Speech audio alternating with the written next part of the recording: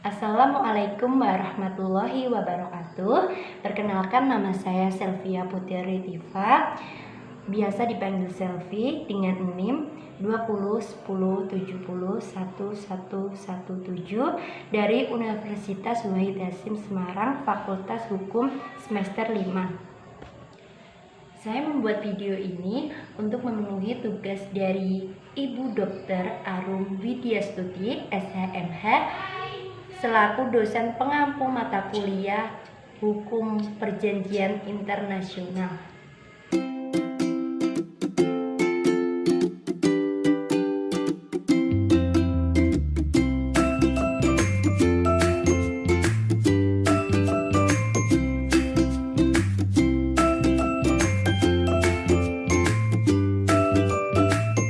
Baik teman-teman, di sini saya akan sedikit menjelaskan tentang konferensi tingkat tinggi G20 yang akan dilaksanakan di Bali.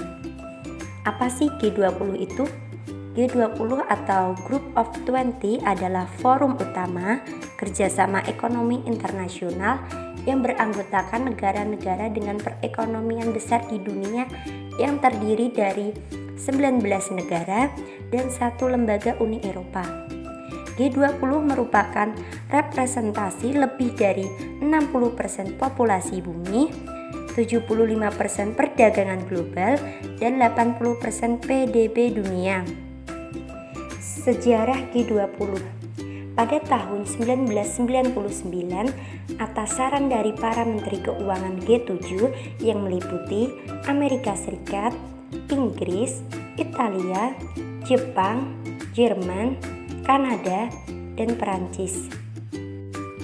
Para menteri keuangan dan gubernur bank sentral negara G20 mulai mengadakan pertemuan untuk membahas respon terhadap krisis keuangan global pada tahun 1997 sampai 1999. Sejak saat itu, pertemuan tingkat menteri keuangan dilaksanakan secara rutin pada musim gugur. Pada tanggal 14 sampai 15 November 2008, Presiden Amerika Serikat mengundang para pemimpin negara-negara G20 dalam konferensi tingkat tinggi G20 pertama untuk melakukan koordinasi respon global terhadap dampak krisis keuangan yang saat itu tengah terjadi di Amerika Serikat. Anggota G20 terdiri dari Argentina, Australia, Brasil, Kanada, Cina, Prancis, Jerman, India, Indonesia, Italia, Jepang, Meksiko, Rusia, Saudi Arabia, Afrika Selatan, Korea Selatan, Turki, Inggris, Amerika Serikat, Australia, Uni Eropa. Adapun pilar presidensi G20 Indonesia 2022, yang pertama yaitu memperkuat lingkungan kemitraan, 2. mendorong produktivitas, 3. meningkatkan ketahanan dan stabilitas, 4. memastikan pertumbuhan berkelanjutan dan inklusif, dan yang terakhir yaitu kepemimpinan kolektif global yang lebih kuat. G20 memiliki manfaat, yaitu manfaat strategis dan manfaat langsung. Manfaat strategis meliputi yang pertama, G20 merupakan forum strategis untuk membahas isu-isu global. Yang kedua, showcasing usaha pemulihan ekonomi Indonesia dan masa pandemi COVID-19. Yang ketiga yaitu showcasing peran Indonesia sebagai pemimpin pertemuannya yang akan didukung terbentuknya kebijakan global. Sedangkan manfaat langsung yaitu yang pertama, meningkatkan devisa dari kunjungan delegasi ke Indonesia. Yang kedua, menghidupkan sektor hospital. Yang ketiga, mendukung peningkatan konsumsi domestik. Yang keempat, mengoptimalkan peran UMKM. Dan yang kelima yaitu meningkatkan penyerapan tenaga global. Adapun 3 isu prioritas yang akan dibahas pada presidensi G20. Yang pertama yaitu arsitektur kesehatan global, yang kedua transformasi digital dan ekonomi, dan yang ketiga yaitu transisi energi berkelanjutan. Adapun peran nyata G20. Yang pertama yaitu penanganan krisis keuangan global pada tahun 2008. G20 telah turut mengubah wajah tata kelola keuangan global dengan menginisiasi pekat stimulus fiskal dan moneter yang berkoordinasi dalam skala yang sangat besar.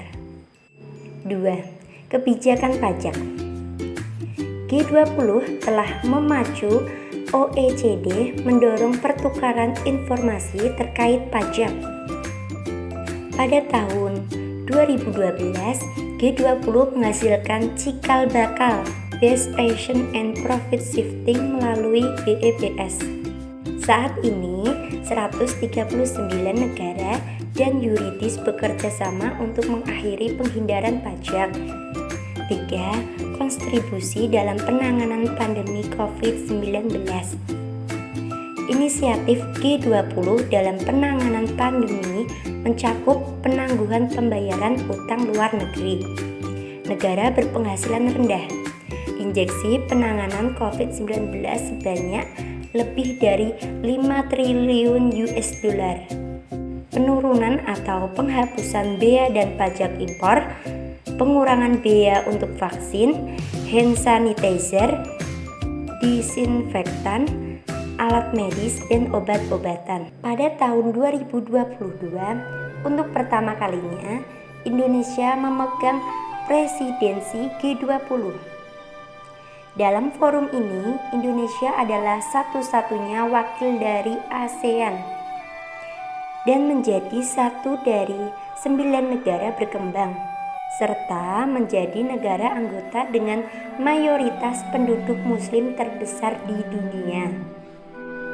Tema presidensi G20 Indonesia adalah Pulih Bersama dan Lebih Kuat, atau Recover Together, Recover Stronger.